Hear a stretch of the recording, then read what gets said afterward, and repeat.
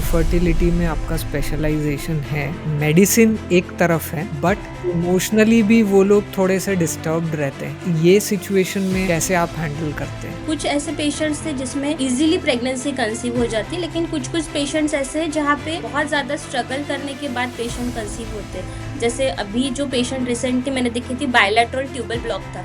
तो ऐसे कंडीशन में मोस्ट ऑफ आईवीएफ की ज़रूरत मोस्ट ऑफ एडवाइस करते हैं। ऑल्सो ऐसे बहुत सारे पेशेंट हैं जो कि उनका एएमएच लेवल लो है या फिर पीसीओडी है, उनका ओव्यूलेशन प्रॉपर नहीं होता, या फिर हस्बैंड में स्पर्म काउंट कम रहा, या फिर कोई हस्बैंड में मोटिलिटी का प्रॉब्लम है, या फिर बाकी बहुत सारे इश्यूज हैं। ऐसे डिफरेंट पर्सपेक्टिव से हम लोग पर्सनली कस्टमाइज करके पेशेंट को प्लान करते हैं ट्रीटमेंट।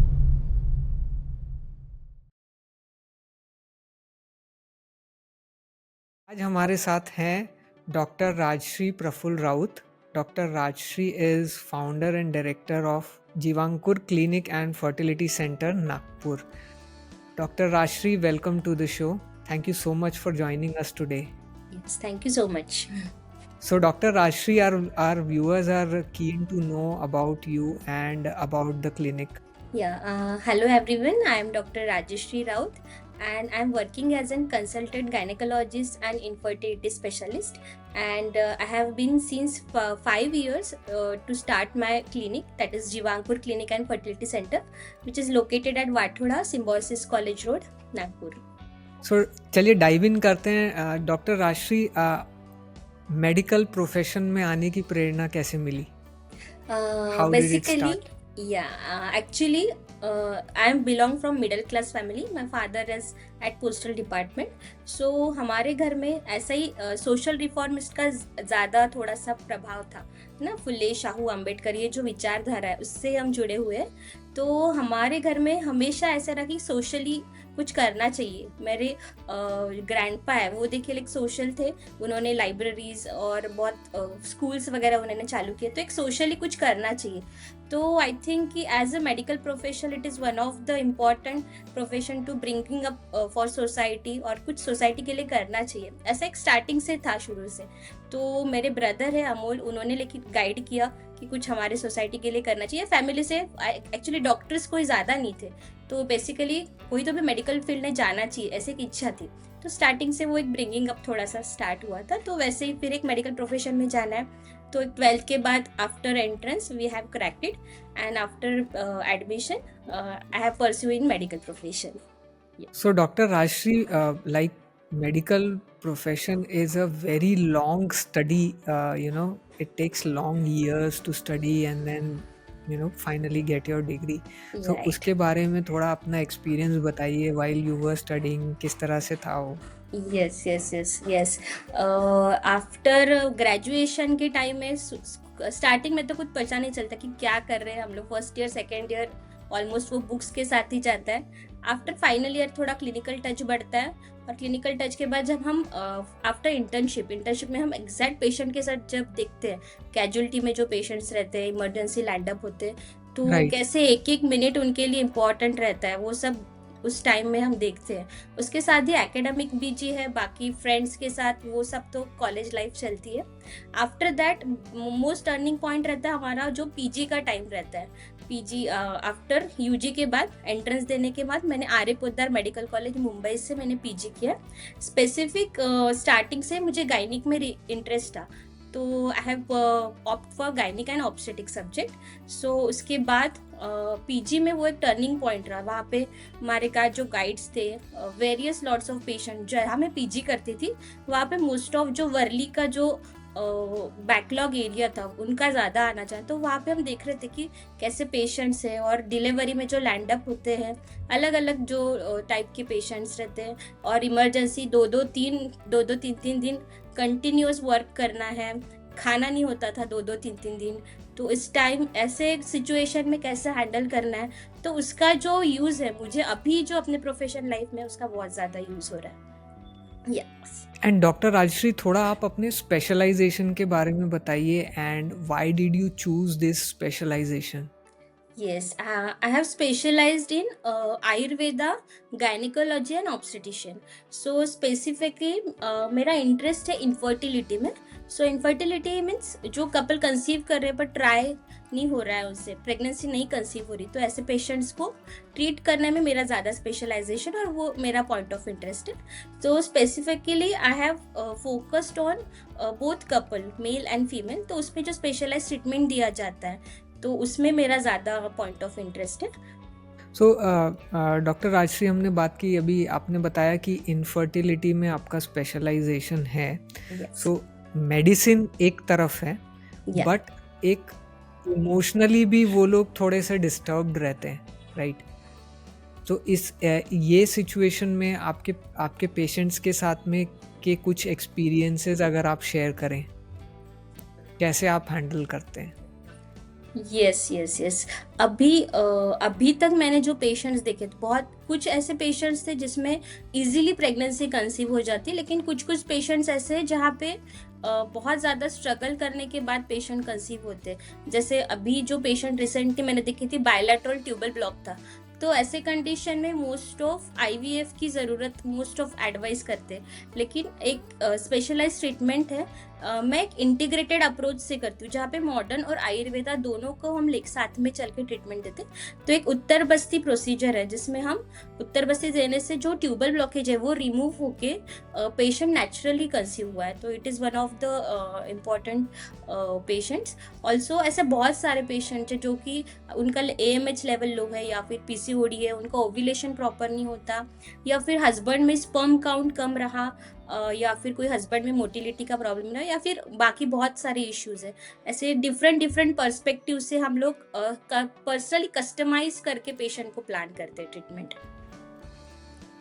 सो इसमें डॉक्टर राजश्री, काउंसलिंग का क्या रोल है? Because Yes, yes, it is a painful process for the couple, right? right, Not right, conceiving, yes. and then there's a lot of pressure from the family, society and everything, right?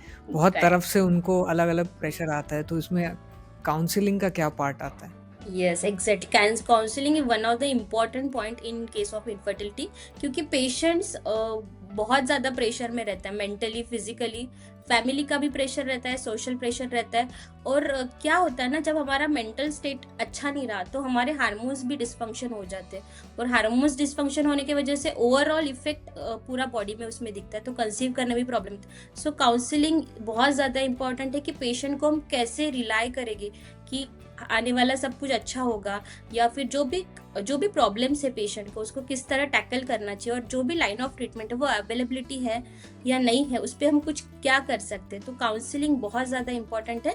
एक ऐसा बोला जाता है, सौमनस्य गर्भ जननानाम, इसका मतलब अगर आपका मेंटल स्थिति अच्छा हो तो वो आपको गर्भ जननाना मतलब प्रेगनेंसी कंसीव करने के लिए भी हेल्प होता है। सो काउंसलिंग बहुत ज़्यादा इंपॉर्टेंट है। पेशेंट का मेंटल स्टेट अच्छा रहा तो फिर दोनों कपल का, फीमेल और मेल का, दोनों पार्टनर का अगर आपका हार्मोनी रहा, मेंटल स्टेट अच्छा रहा, तो आपको कंसीव करने के लिए भी बहुत हेल्पफुल होगी इसके। यस। और डॉक्टर राजश्री, इसमें लाइफस्टाइल का क्या इम्पोर्टेंस है, specially when both husband and wife या couple are working, right? Yes and the yes kind of lifestyle we live these days which is very stressful, eating habits अच्छे नहीं है, yes then there yes is involvement of substances like smoking and alcohol also into your daily life. तो इसके बारे में थोड़ा सा हमारे व्यूअर्स को बताइए। Yes yes yes yes. Lifestyle का बहुत ज़्यादा इम्पैक्ट होता है, क्योंकि लाइफस्टाइल अगर डिस्टर्ब हो जाए तो उसका इफेक्ट हमारे पूरे बॉडी में आता है। क्योंकि अभी जो हम लोग रिसेंटली देखते हैं, PCOD है ना, इनओव्यूलेटरी साइकिल्स हो रहे, तो वेट गेन, और हमारा जो अभी लाइफस्टाइल है, पिज्ज़ा, बर्गर, और जो मोस्ट ऑफ IT के जो देखते हैं हम लोग, IT के लाइफस्टाइल है, कंटिन्यूअस लैपटॉप और सीटिंग वर्क रहता है, तो उसके वजह से भी obesity, hormonal disturbance, thyroid dysfunction, ये सब चीज़ें उसमें दिखाई देती है। तो इसका इफेक्ट हमारे इनफर्टिलिटी पे होता है। और अभी हम जो भी कपल्स देखते हैं, मोस्ट ऑफ जो IT सेक्टर के हैं, उनका स्लीपिंग आवर्स बराबर नहीं रहते, खान पान बराबर नहीं रहता, तो इसका इफेक्ट उन पे होता है। तो ये डेफिनेटली बहुत ज़्यादा कॉस्टफुल होता है या एंड चलिए बात करते हैं doctor Rajshri, when you were setting up the clinic, right? तो यस। इनिशियली क्या चैलेंजेस गए? यस, बहुत ज़्यादा। स्टार्टिंग में कैसा था कि अगर आप आपके घर पे अगर मेडिकल बैकग्राउंड हो, तो आपको क्लिनिक सेटअप करने के लिए उतना स्ट्रगल नहीं करना पड़ता।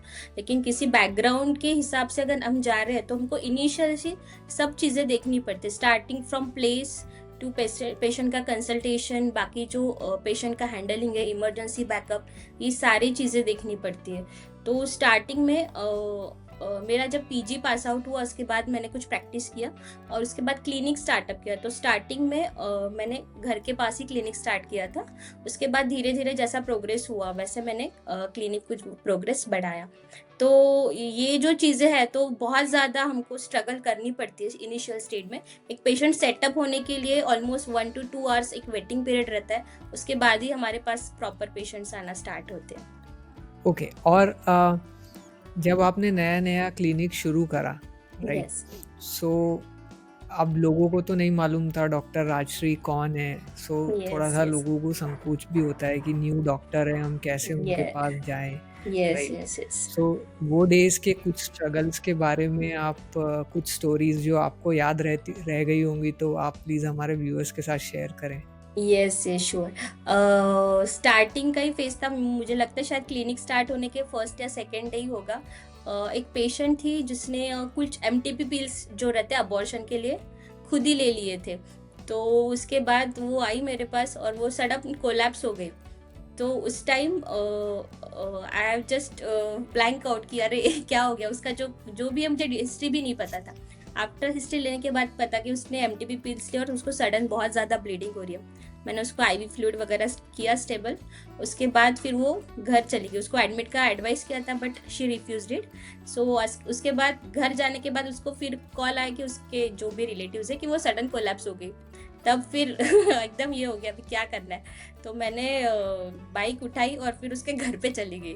तो उस टाइम में एक रहता है कि कॉन्शियसनेस कुछ होना नहीं चाहिए पेशेंट्स को। तो वो एक रहता है कि हमारी अगर राइट। पेशेंट को कुछ हो गया तो इसका इम्पैक्ट हमारे पूरे करियर पे हो जाता है। तो मैं तभी गाड़ी लेके उसके घर चली, घर पे उसका आईवी लगा दिया, उसको स्टेबल किया, then she okay.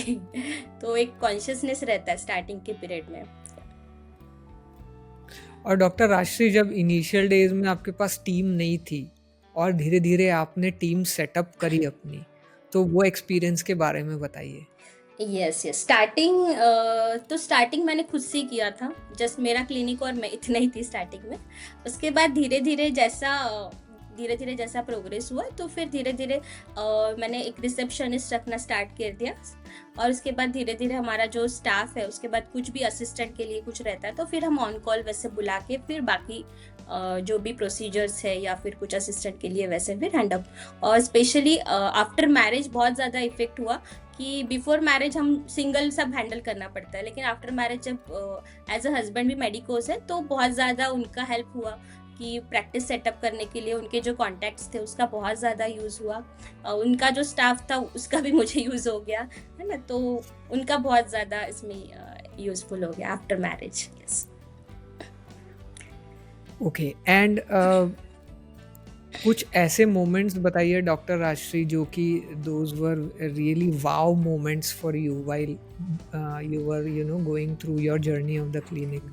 Yes, yes, yes. Actually wow moments में देखा जाए तो मेरा पीजी का टाइम बहुत अच्छा वाओ मोमेंट था during my post graduate study. क्योंकि वो पीरियड ऐसा था कि मेरे लिए एक मोल्डिंग पॉइंट था कि हम उसी आफ्टर यूजी हम यूजी के बाद हमारा जो नॉलेज लेवल रहता है वो एक थोड़ा सा बेसिक रहता है। तो after PG lots of patient देखना, पीपीएच में जो पेशेंट जाते हैं, मतलब ऑलमोस्ट पेशेंट जाने में रहता है और हम लोग जब सेव करते हैं उसको, तो एक बहुत ज़्यादा वो सेटिस्फैक्शन रहता है कि पेशेंट है, ऑल वेल है। और मोस्ट ऑफ जब बहुत ज़्यादा ऐसे पेशेंट रहते हैं जो आईयूजीआर के रहते हैं। एक बार ऐसा पेशेंट था कि कॉर्ड प्रोलैप्स बोलते हैं जिसमें बेबी का जो अम्बेलिकल कॉर्ड रहता है वो डिलीवरी करते समय सामने आ जाता है और अगर वो प्रेशराइज हो गया तो बेबी की डेथ भी हो सकती है एट दैट टाइम। तो ऐसे सिचुएशन में ओके। हम लोग कैसे उसको टैकल करते हैं, हमारा ध्यान है शायद उस दिन वुमेन्स डे था 8 मार्च। और हम लोग सब कुछ प्रोग्राम्स के लिए जाने वाले थे, सब रेडी वगैरह हुआ था। और तभी एकदम फ़ोन आ गया कि नहीं ऐसे ऐसे सिचुएशन है, तो हम लोग वैसे ही सब उसी गेटअप पे गए, ड्रेस वगैरह वही था और एकदम बेबी का कॉर्ड प्रोलैप्स था, हमने पकड़ के फिर उसको निकाला, तो वो बेबी जाते जाते बच गया। तो that was wonderful moment for me कि एक बेबी और उसका फर्स्ट प्रेशियस बेबी था after infertility of 4 to 5 years, वो कंसीव हुई थी और उसके साथ जो बेबी दिया वो बहुत अच्छा मोमेंट था। या yes and wow, that must have been a experience जिसको आप वर्ड्स में भी डिस्क्राइब नहीं कर सकते, राइट राइट वो राइट। और फीलिंग को। यस, और मदर का जो सेटिस्फेक्शन रहता है कि नहीं सब ठीक है। Yes, after of lots of trying and conception जब वो बेबी अच्छा रहता है तो उसका एक अलग ही रहता है। Yes. And Dr. Rashri, we know that you are also a assistant professor and you're teaching, right? Yes, So अपने yes, yes. टीचिंग एक्सपीरियंस के बारे में कुछ बताइए। ये Yes. कैसे आ गया, मतलब clinic and this hectic treating the patients and everything, इसके बीच में टीचिंग को कैसे आपने यस शुरुआत यस हुई? यस, टीचिंग एक्चुअली मुझे स्टार्टिंग से भी थोड़ा टीचिंग एकेडमिक में थी मैं थोड़ा सा, और टीचिंग अच्छा लगता है किसी को पढ़ाना कुछ चीज़ें। So after my post graduation जब मैं नागपुर में आई मुंबई से, तो फिर एक था कि एक सेफेस्ट जॉब करना रहता है, एक 9 to 5 करना चाहिए, ऐसा सब रहता है थोड़ा घर में। तो एक क्लिनिक के साथ मैंने बोला कि एकेडमिक टच होना चाहिए स्टूडेंट्स के साथ, इसके लिए फिर मैंने नागपुर का जो भाऊ साहब मुड़क है BMAM नंदनवन में है जो कि लोकेटेड, तो वहाँ पे एज एन असिस्टेंट प्रोफेसर करके ज्वाइन किया मैंने। तो वहाँ पे एज एन एकेडमिक जर्नी बहुत ज़्यादा है कि हमारा जो रिसर्च ओरिएंटेड वर्क है, स्टूडेंट्स को कुछ पढ़ाना है, उनके पोस्टिंग्स लेने हैं, उनको क्लिनिकल नॉलेज देना है, तो उससे उनका भी स्किल अपग्रेड हो जाएगा। सो इसीलिए आई हैव डिसाइडेड कि एकेडमिक जर्नी भी बहुत ज़्यादा इंपॉर्टेंट है, उससे हमारी भी पर्सनल ग्रोथ होती है। टीचिंग स्टूडेंट को टीचिंग करने से हमारा भी एक पर्सनल ग्रोथ होता है, और एक एकेडमिक टच होने के साथ रिसर्च ओरिएंटेड वर्क हम लोग कर सकते हैं। सो इसीलिए मैंने फिर वहाँ पे ज्वाइन किया। And Dr. Rajshri, you're author of 3 books. Tell us about that. Yes. I also I like writing also. So writing मेरा स्टार्टिंग से था, स्पेशली मैं पीजी के टाइम पे हमारे जो सर थे, मैं उनको गुरु मानती हूँ, डॉक्टर मारलेवार सर करके, तो उनको राइटिंग का बहुत ज़्यादा शौक था। तो वो मेरे पीजी के टाइम में हम लोग न्यूज़पेपर में कुछ बीच में कुछ आर्टिकल्स देते थे, तो ऐसा चलता रहता था। फिर उनसे एक थोड़ा इंस्पिरेशन लिया तो भी बोल ना सकते, तो वैसा फिर राइटिंग चालू किया। तो फर्स्ट ऑफ ऑल मैंने एक बुक लिया था गर्भ संस्कार करके, एन अल्टीमेट गर्भ संस्कार, पासवर्ड टू हेल्दी प्रोजेनी करके बुक है। तो स्पेसिफिकली वो हम प्रेगनेंसी के टाइम पे हमको किस चीज़ों का ध्यान रखना चाहिए, क्या क्या करना चाहिए, तो ये सारी चीज़ें उस गर्भ संस्कार के बुक में दी है। So this is one of my book. Second is for Wow. Specially students के लिए है, that is practical approach of gynaec and obstetrics. So practical oriented जो भी गायनिक और ऑब्स के रिलेटेड जो नॉलेज है वो उसमें हमने ये किया। और एक मैंने रिसेंटली बुक लिखा है ताकि तीचे आरोग्य, मराठी में बुक है वो, जहाँ पे हम कॉमन मैन के लिए, जो कॉमन लेडीज़ है, बहुत बार ऐसा होता है कि उसको उसके बारे में क्या बॉडी में हो रहा है चेंजेस या फिर क्या डिसीज हो सकते हैं उसके बारे में पता नहीं चलता, अवेयरनेस नहीं रहता। तो एक बेसिक लैंग्वेज में उनको कैसे पता चलना चाहिए, उसके लिए एक तीचे आरोग्य करके बुक लिखी है मैंने, जिसमें स्पेसिफिक ऑल रिलेटेड टू जो फीमेल में डिसऑर्डर्स होते हैं, डिसीज होते हैं, तो उसके जो सारे डिसीज का उसमें पूरा डिस्क्रिप्शन, और उसमें क्या क्या प्रिवेंशन हम कर सकते हैं, लाइन ऑफ ट्रीटमेंट कैसी होनी चाहिए, तो एक बेसिक सिंपल लैंग्वेज में उसमें थोड़ा सा लिखा है तीचे आरोग्य करके। यस, ये बहुत इम्पॉर्टेंट है, और मैं अपने व्यूअर्स को भी ये बोलना चाहूँगा कि ये तीनों बुक्स की लिंक मैं डिस्क्रिप्शन में दूंगा, आप Yes, प्लीज़ ये बुक्स विजिट करिए। एंड स्पेशली तीचे आरोग्य जो बुक है, which is yes, for common people to understand the women health and what steps they need to take, is really beautiful. So please do check out these books. Dr. Rashri, इसके अलावा you have got some awards also, so उसके बारे में कुछ share करिए। मुझे 2022 में, yes I think 22 ही था वो, that time I was pregnant. So उस टाइम में the best international researcher award करके मुझे मिला था। उसमें मैंने स्पेसिफिक प्री कंसेप्शनल केयर के बारे में मेरा पेपर प्रेजेंट किया था, कि प्रेग्नेंट कपल को किस तरह हमको अच्छी प्रेगनेंसी के लिए क्या क्या करना चाहिए प्री कंसेप्शनल। तो उसमें एक मैंने रिसर्च वहाँ पे पब्लिश किया था। तो ऑल ओवर वर्ल्ड में उन्होंने गाइनिक्स में मुझे बेस्ट इंटरनेशनल रिसर्चर अवार्ड का, जो कि ISSN जो एक है सोसाइटी, उनके द्वारा दिया गया था 2022 में। उसके बाद अभी 25 में मुझे एक एक्सीलेंट डॉक्टर अवार्ड करके भी मिला है, स्पेशली गाइनिक में वर्क करने के लिए। And recently times of India का जो फॉर हर स्टोरी करके जो अवार्ड आता है इंस्पिरेशनल 2025, वो भी अभी रिसेंटली मिला है। एंड एक आयुष सर्च का एक्सीलेंस रिसर्चर अवार्ड करके भी आता है, जो कि आयुष मिनिस्ट्री के अंडर आता है, तो वो भी फॉर रिसर्चर करके उन्होंने दिया था। Amazing, amazing. And Dr. Rashri, you are health advocate and you are conducting impactful awareness programs.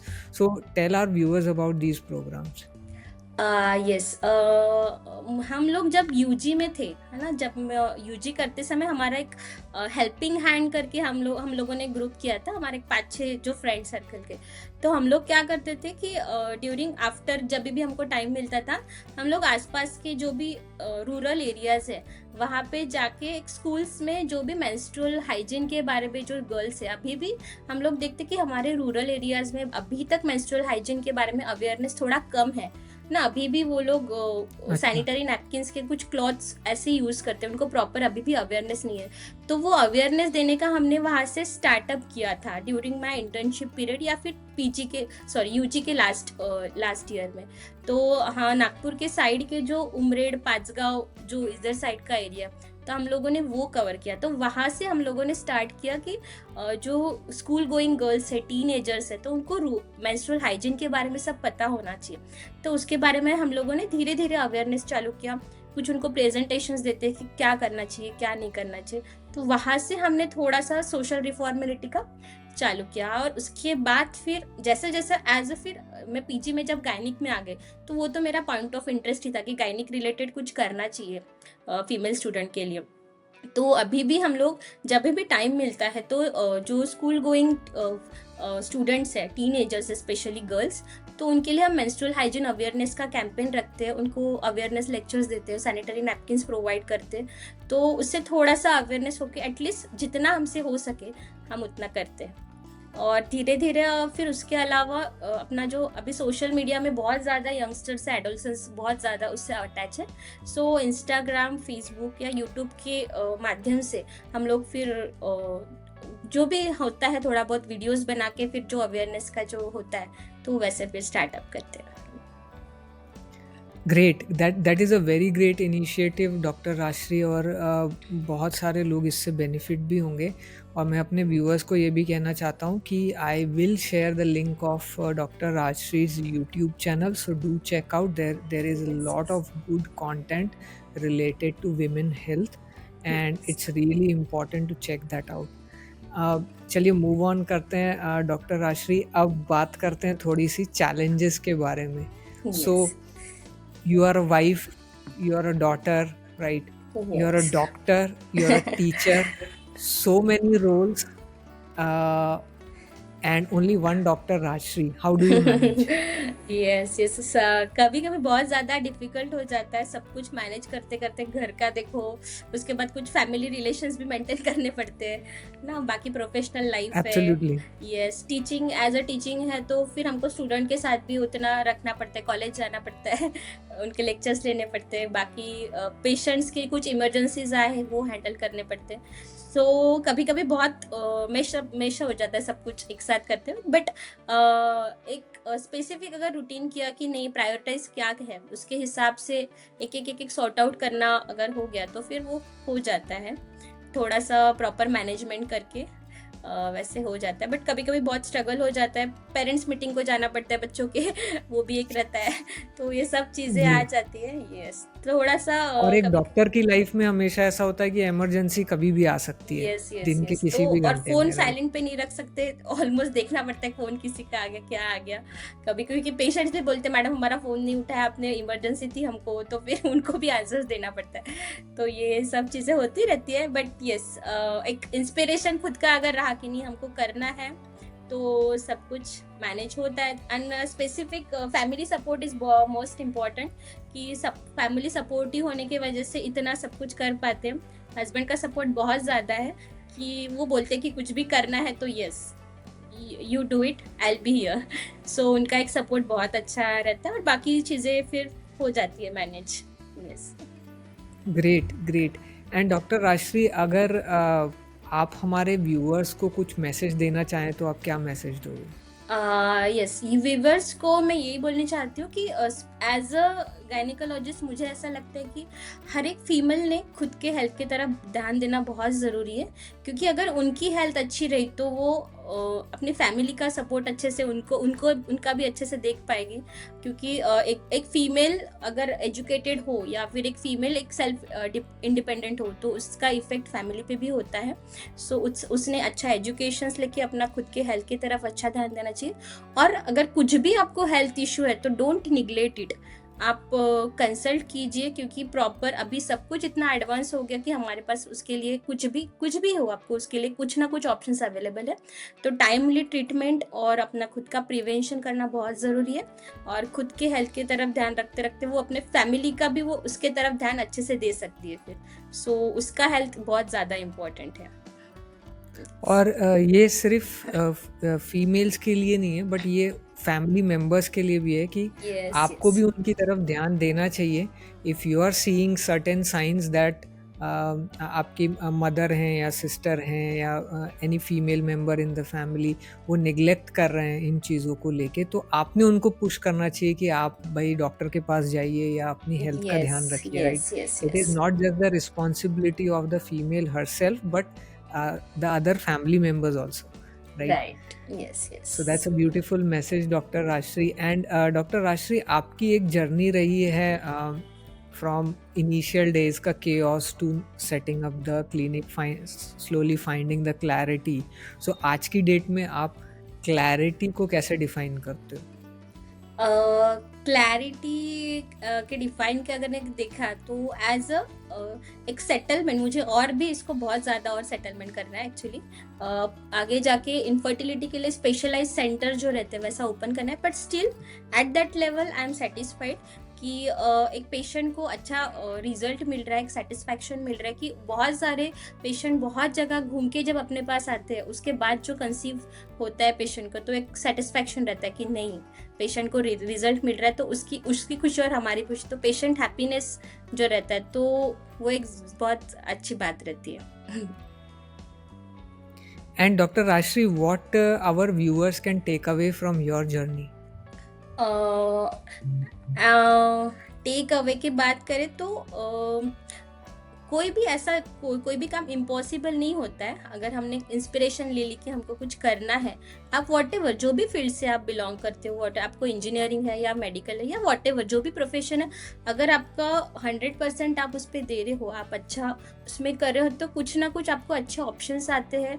और वैसे आपका इंस्पिरेशन जर्नी में आपको जो भी आपका मेंटर है वो भी आपको साथ में मिलते जाते हैं। So being passionate about your dreams, उसके साथ चलिए, आपको खुद ब खुद आपके जो ऑप्शंस है वो मिलते जाएंगे। दैट्स अ ब्यूटीफुल मैसेज कि आप जिस चीज़ में आपका मन लगता है उसको पूरे मन से करिए, यस राइट? यस और ये मत सोचिए कि इसका रिजल्ट क्या होगा, बस आप करते जाइए, ऑटोमेटिकली चीज़ें अपनी कड़ियाँ जुड़ते जाएंगी। Right. Yes. It's been an amazing conversation with you, Dr. Rajshri, and I'm sure our viewers will get a lot to learn from this episode. And also about the books, I will say again that I'll share the links, so please do check out those books. Thank you so much for joining us today. Thank you so much. It was really a nice conversation with you. Thank you so much, Piyush.